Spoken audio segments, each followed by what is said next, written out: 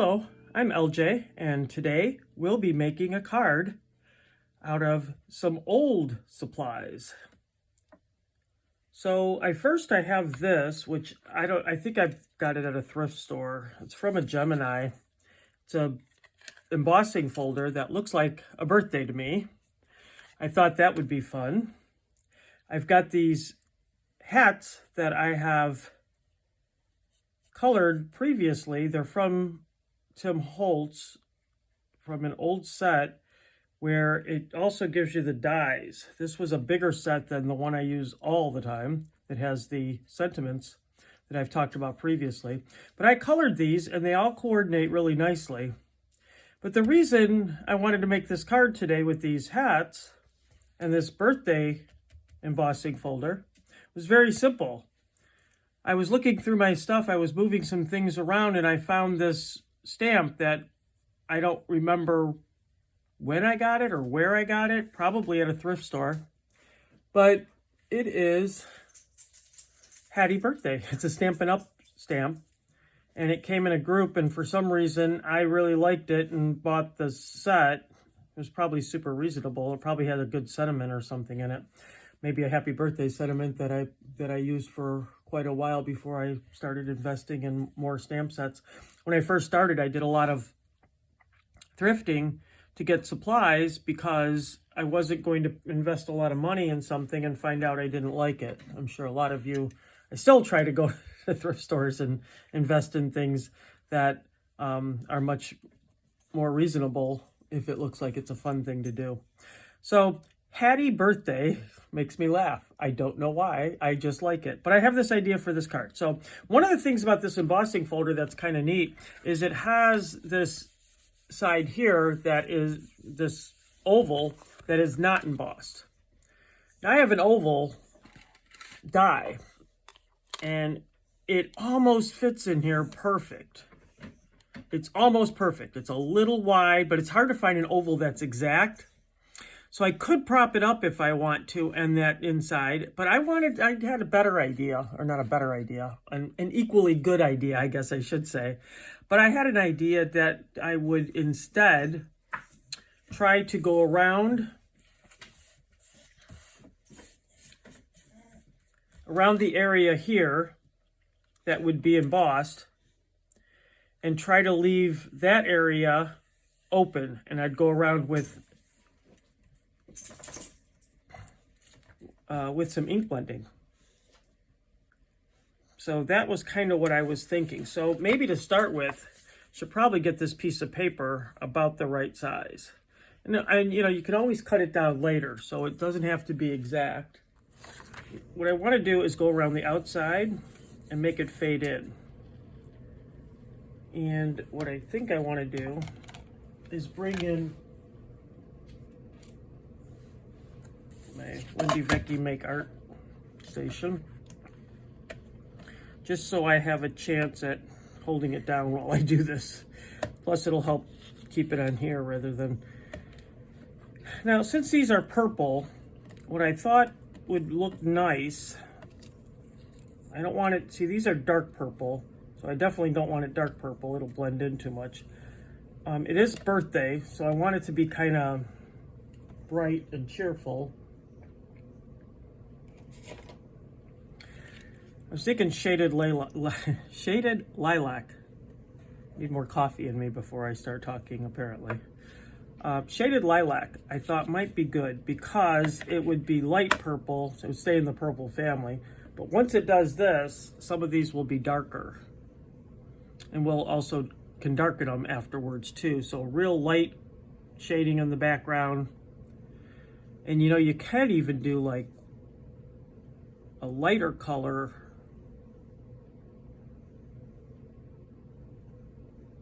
on the top, because if you're using oxide, you got to remember oxide sits on top, so you could put down a lighter color and then when it embosses you could put a darker color over it. I'm thinking light, and then we can darken it on top of it if we want it to be a little, have the things that stick up be a little bit darker. And you could even run it through, like, so do the lighter in the background, run it through, Then open this up and just try to put the dark. Now this is not a 3D, so the problem with that is that there's not much here for it. If you start to put it on here, you're going to get it on all of it because it's not a 3D one. The 3D ones are so much better for that. So we might end up having a hard time with that, but let's give it a try. So yeah, I made a light purple after I got this, mainly because I was finding that the dark purple was so dark and it was taking over when I tried to use the light purple. Like, even if I tried to get it all out, it was more work than it was to just make a darker purple. Which left me without a black, by the way. But now the black resides somewhere else. It's okay.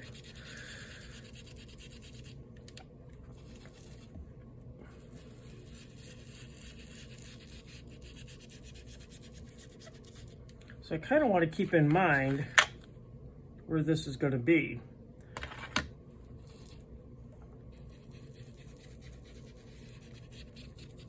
And let's put these back on. That's my biggest thing, is I start taking all the magnets off, and next thing you know, I have no magnets left on.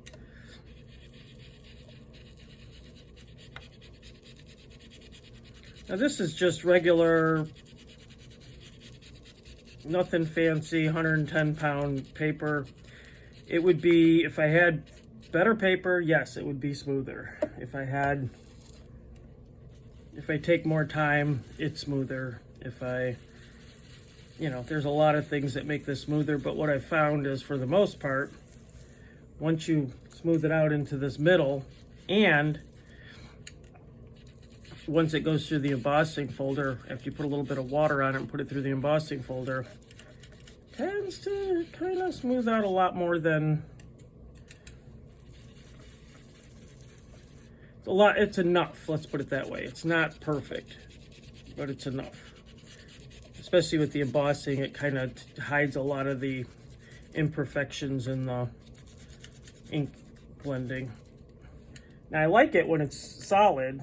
I like the imperfection, but when you're trying to make it look like it's fading out a little bit, then it's got to look a little bit better. So I'm going to go around this a little bit more to fade it out a little bit.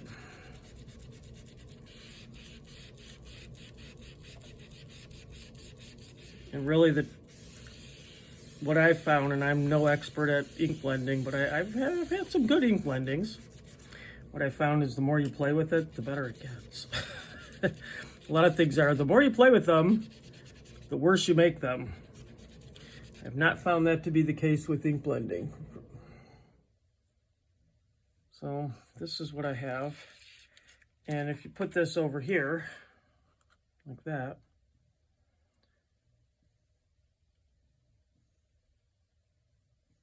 I think that'll look pretty good.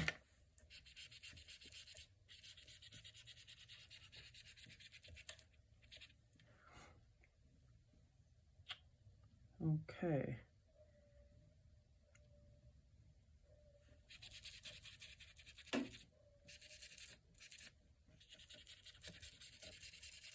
I think I'm about ready to emboss it. So all I'm going to do is I'm going to spritz this a couple times on the back. I don't know, I don't mind spritzing it on the front actually, because I like the way that looks with it, with the oxide. So I might spritz it on the front. A lot of times I don't spritz it on the front if I don't want it to change but I'll probably spritz it on the front. And then put it through the embossing, and I'll be right back.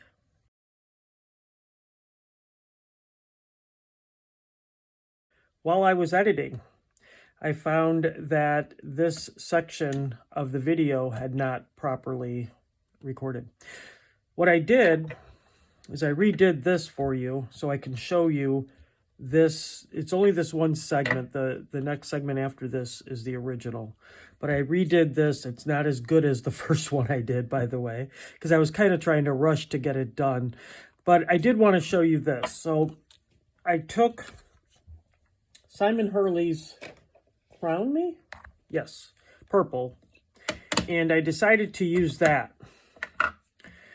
And I put it around like this. And I thought it looked really good because, and I can use this one here for something else. I'll probably make that oval. In fact, I might even show you that, because now that I have the second one made, I could show you how that works. But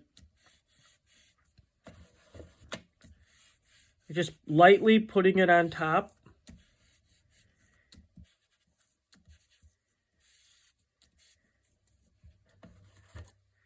Look at these fingerprints. I didn't get that on the first one either. So it happens when you rush, I guess, you know. You can see the difference when you take your time and when you rush. I'm only rushing because I have other things I need to get done, and I did not think, I thought I was almost done editing, and I'd be able to upload the video, and I probably should not have rushed, but you know how that goes. All right, so here's the example. So this was the first one that I stamped. And when I stamped this one, I didn't like how light it was, but I realized I didn't put enough pressure. Again, this is a wooden stamp. You just don't know how it's going to stamp. So I used this one first, and then I came back and did this one and said, you know what? It's going to stamp good. The keys to it that made it stamp really good, and I'm going to do it on here even though I'm going to end up covering this up with the, because that was my plan all along, is if I wreck the other one and it didn't stamp well, I would just cover it with that oval. But here, let's see if I can get a good one. So what I did is I made sure I pushed down. First of all, I made sure I really inked it up well. And I think the second one worked better. In fact, I kind of wish I would have done another one now. The second one works better because the first one gets a little bit of ink on there. So let me make sure I push in the middle. But make sure you have enough time for the ink to transfer. You got to leave it on there for a little bit. It came out pretty good. If you didn't see the little marks I had in there, I think that would be pretty good. I don't think it's, you know, that bad of an image at all. So that's my key to using this old wooden stamp, was basically letting it have the time to transfer and making sure you try it out first to make sure it's going to work. I recently saw a video where someone was taking these and putting them, making cling stamps out of them, taking them off the wood blocks and everything. Just seems like a lot of work to me for how many times I would use them. I just don't use them enough. I probably am at the point where I'm willing to only sacrifice, you know, or I'm sorry, only keep a few of them and sacrifice the rest of them if I want to. I'm not sure yet. Not sure if I'm willing to sacrifice them all. A lot of them are in sets. Like this one was a set. And then you're giving up, you know, some of the ones that you might use a lot. This one, I might make more hats and make another one in another color. This was fun. I enjoyed doing it. But in the future, what I would do to make this into a good card is I would cut this out of something and probably put it on, you know, on foam or something so that it would sit up off of here. And I think that would look good. Where the other one I think really looks nice because it has a very good ink blending around it. It makes it look nicer. Then I brought the hats in, and I don't have any more hats to show you. I could only show you the final project, but I brought in the hats and I put them up on foam. I put them around the image and put them up on foam, and that's where you'll join me next. Previous me. You could see why this is a time machine. I thought it was just going to be because I was using older materials, but apparently it's a time machine because I'm going back and forth in time while I'm recording this video. I guess it's time for past me to take over now. Here is the final version of the card. I just glued it down. Normally I would have used double-sided tape, but I used glue because of it being just a simple embossing folder and not a 3D one. So it really didn't have a lot of texture that would not stick. If it's got a lot of texture, I usually use the double-sided tape. I have some from scrapbook.com. I bought a big roll of it when it was like half off or something, and I use that. But this card actually came out exactly the way I had envisioned it in my head, which rarely happens for me. So it makes me very happy that it came out this way, and I'll make sure I give it to someone who appreciates a good pun, a very punny person, if you will. and hopefully they'll enjoy the pun involved in this.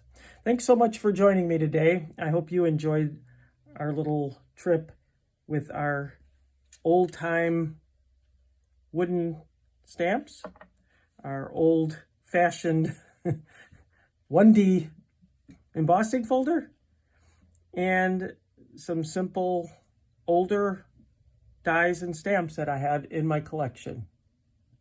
Keep crafting.